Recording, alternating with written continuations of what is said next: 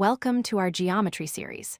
Today, we are going to explore a fundamental concept involving circles, the Inscribed Angle Theorem.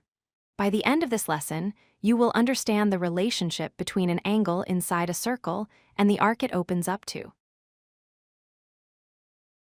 Before we dive into the theorem, let us review some key vocabulary. A circle is the set of all points equidistant from a center. A chord is any line segment connecting two points on the circle. An arc is a curved portion of the circle's circumference. And finally, a vertex is the point where two lines meet to form an angle. First, let's look at the central angle.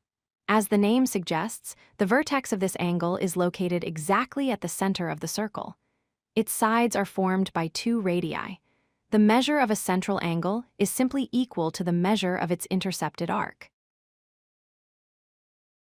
Now, contrast that with an inscribed angle. For an inscribed angle, the vertex is not at the center. Instead, the vertex lies on the circle itself. The sides of this angle are chords that reach across to other points on the circle. An important concept to grasp is the intercepted arc. This is the section of the circle that lies strictly inside the arms of the angle. You can think of it as the crust of the pizza slice cut by the angle. Here is the main theorem. The measure of an inscribed angle is exactly 1/2 the measure of its intercepted arc. So, if you know the degrees of the arc, you just divide by 2 to find the angle. Let's compare them side by side. If a central angle and an inscribed angle open up to the exact same arc, the central angle will be twice as big as the inscribed angle. Or conversely, the inscribed angle is half the size of the central angle. Let's try a practice problem. Here we need to find the value of x. We can see the intercepted arc measures 120 degrees. Using our formula, the angle x is half of that arc. 120 divided by 2 gives us 60 degrees.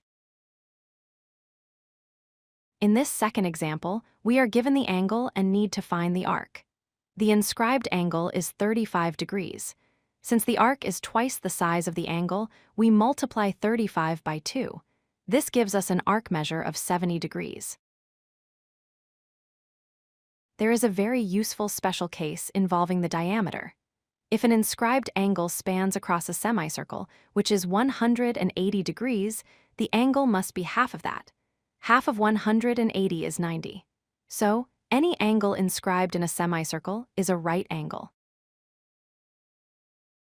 To summarize, always check where the vertex is.